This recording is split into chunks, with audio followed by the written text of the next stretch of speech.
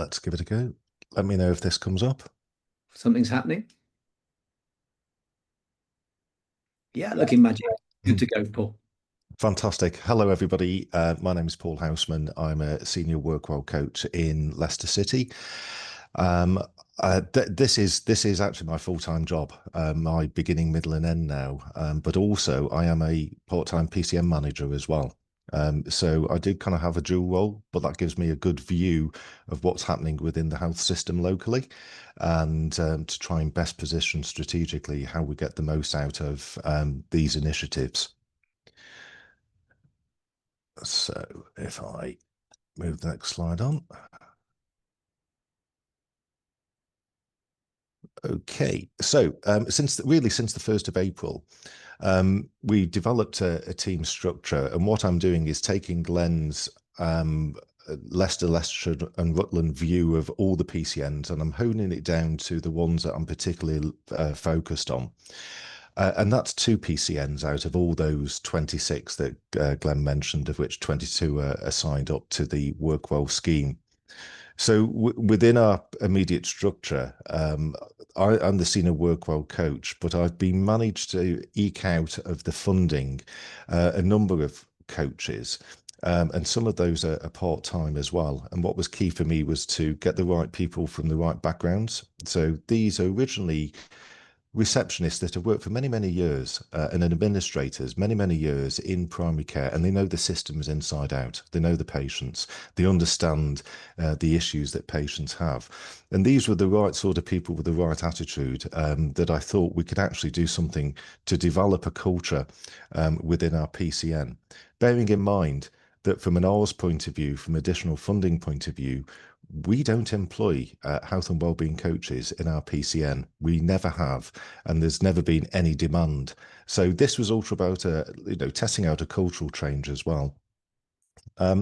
We also developed the roving coach model as well, which I will explain as I go through, and then some additional support from a data quality point of view. The team focuses on 3 areas. The main area is the Workwell, employing the health coaching skills, and that is, as Glenn said, focusing on clients at risk of losing their job, or they're looking for work, they're unemployed, and the eligibility for this under the Workwell scheme is that there's underlying health conditions or some health conditions. The other aspect that we look at is actually employing the health coaching, and this is me actually leading on this, employing the health coaching techniques actually within the employees of the PCN. I thought as a manager, I thought this would be really useful to test this out. So I'm going to talk about that as well briefly.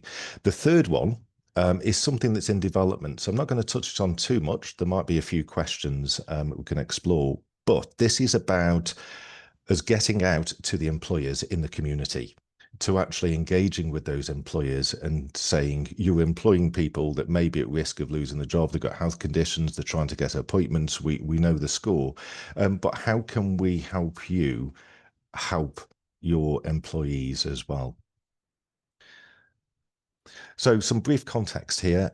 In terms of March, just before we started the work, we were planning and designing what we were going to do, because having never done Workwell before, having never done health coaching before, we thought, what the heck are we going to do? So we knew that we were going to have to identify people that fitted into the criteria. And we did some pilots for a couple of weeks, and we knew that we'd have difficulty identifying patients, clients that we're now calling them. We knew that referrals from GP practices would be low because of historic projects that we've done. Getting engagement and changing that culture to get these referrals can be quite difficult. System data, sporadic. Certainly from a clinical point of view, yes, it's coded, there is data there. But in terms of the wider issues that affect people, the wider determinants, the coding is very sporadic. So we focused on fit notes. And in the end, we ended up trying to, in effect, cold calling patients, but the uptake was low by that method. And fundamentally, as part of Workwell, ideally, you need to try and get hold of the NI number. And not surprisingly, people were very reticent about providing their NI number, thinking that their benefits or DWP was going to do something to them. So we knew all of this early on. We also have a social prescriber, and we made the decision early on to integrate the social prescriber into our team, so we all sit together. The social prescriber has been around for a number of years, and in effect, we created this virtual personalized care team. So we're all trying to do the same thing. So it's about bringing us together rather than having barriers. We also knew early on that we could not identify clients and patients on our own. So we reached out to our local community centre just around the corner from one of our GP practices because we knew they had a food bank. So we knew that people suffered food poverty, fuel poverty. We knew that there were other services. DWP had outreach services in there. So we went round to the community centre, and lo and behold, when we explained what we were trying to do and if they could help us and be our ambassadors, support us, they said all their clients have NI numbers they have to provide. And there's a level of trust that they have with their clients that is really exciting and precious. So there's trust from a healthcare sector point of view, but there's trust within the community centre. And we're looking at 800 people that they've got on their books that are using their services. So that's some context before we started. So we knew that we were going to get volume referrals coming in by reaching out and working with the community centre, and working with Glenn and Melanie, who's also on the call today from the ICB. We said, actually, what we need is some flexibility to be agile here, because those referrals coming in aren't just going to be for our practices in our network of GPs. They're going to be from any GP in the city and potentially the county. So can we have the flexibility not to be limited to one geographical location, but actually to take in all referrals to be a front door, and then we can, where appropriate, we can pass those referrals on to the appropriate work-well coach. But let's not have any barriers. Let's just make it easy for community centres, community groups to support their clients, refer them in, and we took the approach of going old school. We went paper-based because the trust and the relationship is face-to-face at the community level. So the electronic referrals into the roving model are increasing, but the vast majority of the numbers have come through paper-based referrals through the support of our community centre. And they're the figures. Within our PCNs, 254 clients since the 1st of April, a further 257 that have been referred on to our colleagues in the WorkWell programme across the other PCNs. And just to add a bit more context, our social prescriber, who is now part of the team, separately, they had 418 referrals coming into them from the 1st of April. And it was really important to understand where there was an overlap, so we didn't get duplication and we were efficient and effective. So, in terms of the experience, what's it been like? Well, the doors opened and there was a bell wave and a deluge of the referrals, which was great. However, we needed training, and so we knew that the consent process was good, but what we really needed was to we were like rabbits in the headlight, to be honest with you. We got some basic structures in place. We got a basic framework for consultations, the process that we're going to take the clients through. But what we were hit, and our learning straight away, was really not just the volume, but the complexity of the issues that were faced by the local population. So this isn't just one issue, one 10-minute consultation. This is somebody that is downloading half a dozen issues. It might be, yes, they're unemployed, but they have housing issues. They have damp in the housing. Their landlord is giving them grief. They have food poverty, fuel poverty. They have anxiety. They have mental health issues. They might have long-term conditions. There's language barriers, multiple occupancy in households. So there was an awful lot of activity just in one case. And I know we spoke earlier about case management, but for me, case management really is looking holistically at the issues that were being discussed by the clients. So that's where the training was critical. We needed a framework. We needed um, a standard structure to be able to not just to help our staff understand how we're going to deal with this volume and complexity, but help guide the clients when they're downloading, and some are getting frustrated and angry, and that kind of upsetted. It's upsetting to be on the receiving end of that. But having the tools and techniques that were provided through Peak Health coaching, that's allowed us the ability to use the models such as Stop It, which a lot of you be aware of, to understand these are signs. This isn't a personal attack, it's more of a sign. So the training's really been really helpful to be able to put structure in place to standardize. And as a team, we're all talking the same language, which means we're more efficient and effective at being able to signpost the clients to the appropriate services for support. As well, we're building in the supervision through additional training, and we've had excellent support from the ICB and our PCN member practices and our clinical director as well.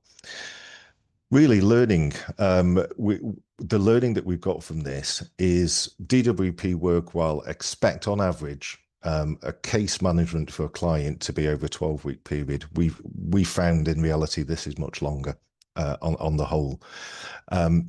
In part because of some of the complexity, but also bear in mind, if we're signposting, we're referring on to our support agencies who are fantastic. And this could be DWP, it could be the voluntary sector, but we have a list of over 60 external agencies that is growing. Then you find yourself having administration making sure that the referral was being accepted. There'll be lead times for that referral, that the work's actually being done, that the client is actually being on the receiving end of support. So that trust and that relationship that we garnished through being in the health sector and working with the community, it's important for that continuity to keep that going to support the client. Bearing in mind there'll be at different levels of activation throughout this journey as well. Ongoing work with the community centre and voluntary sector is absolutely key. We've been lucky because our staff do speak, sorry for the spelling mistake there, actually Hindi and Gujarati. So that's been really useful having the language speakers, which means we haven't had to use an interpretation service, a third party that would create some obstacles and some barriers in some instances.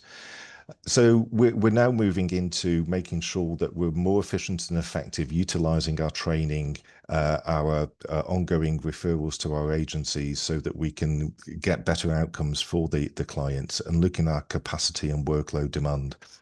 We use a system called Joy, which I'm sure a lot of you are aware of.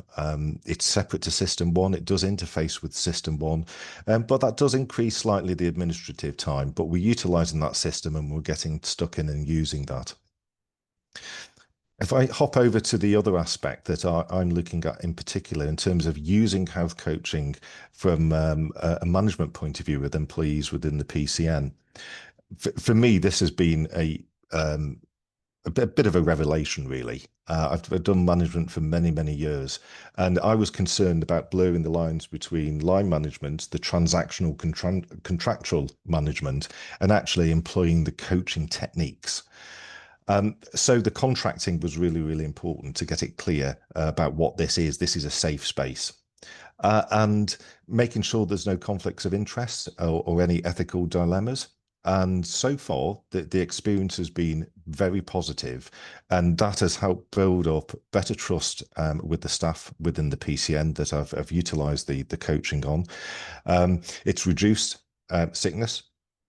And it's actually given me a better insight into some of the issues that the staff face in the broader context, which helps from a planning and a strategy point of view, broadly speaking. But really, it's about the trust and having those safe spaces to have those open, honest conversations that isn't going to be an appraisal or contractual obligation. This is about being human and really listening to the staff. So in summary, hopefully I haven't gone too far over on time. The health coaching has been a revelation. Actually getting stuck in and taking the most of the opportunity, trying to change the culture within the PCN and within primary care to say health coaching we've never used before. Let's give it a go. This has been a revelation for us. New tools and techniques to be able to get a deeper dive down to the underlying issues that the clients face and try and signpost them to the right agencies to support them. It'd be good if more staff did this type of training, and I'm thinking about managers across the PCN as well as our social prescriber. There's also elements in terms of we're looking at the 10-year plan, neighbourhood working models moving forward, how we integrate our services so that they're not standalone. And part of that is going to be looking at the data, the outcomes data. DWP have their own criteria for how they look at success and monitoring us. And we'll continue to develop that and refine that. But also importantly is what are the outcomes, the benefit for primary care for health from our point of view. So it's looking at a deeper dive into the data from a health point of view and those wider determinants that we now have a better understanding that are impacting the clients stroke patients. So that's the end of the presentation. Brilliant. Yep, that's the end of the presentation. Thank you for your time. Lovely.